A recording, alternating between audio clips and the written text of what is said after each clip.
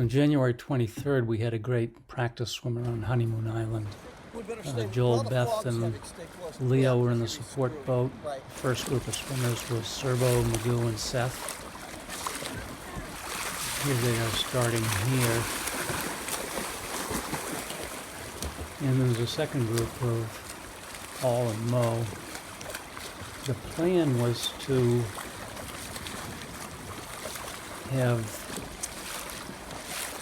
Stella paddle with Mo and Paul. I would stay with Serbo, Magoo, and Seth. And Paul, who you can't see in the fog here, is out ahead in her prone paddle board. She's going to lead everybody through the fog. What I always notice with more experienced swimmers is they have relatively high stroke rates. Mo looks a lot like Shelley Taylor Smith there, and Paul's got a fast turnover as well.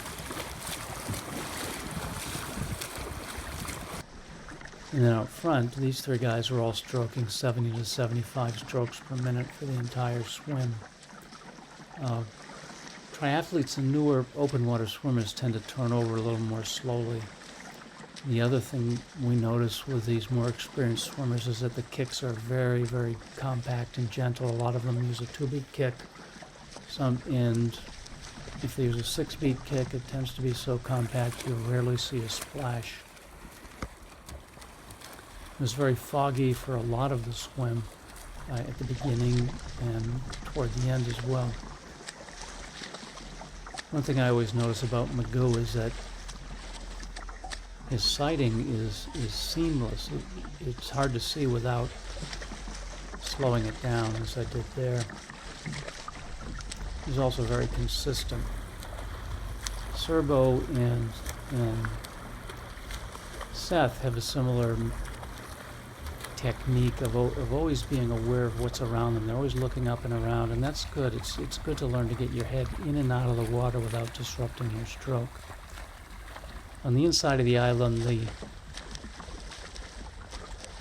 fog started to lift a bit for at least a while, and it was very calm. Everybody commented on how calm it was behind the island.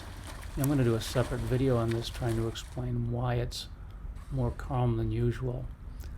There were lots of dolphins around. These guys almost never cooperate and get into the same frame with the swimmers, even though they're often very close to them. I mentioned that Magoo is really consistent. Here he is 2.5 hours apart. The stroke is identical. About 3 hours into the swim, Serbo and Magoo have pulled ahead, and Seth is starting to swim. Leo, call the dolphins on your phone again. So I asked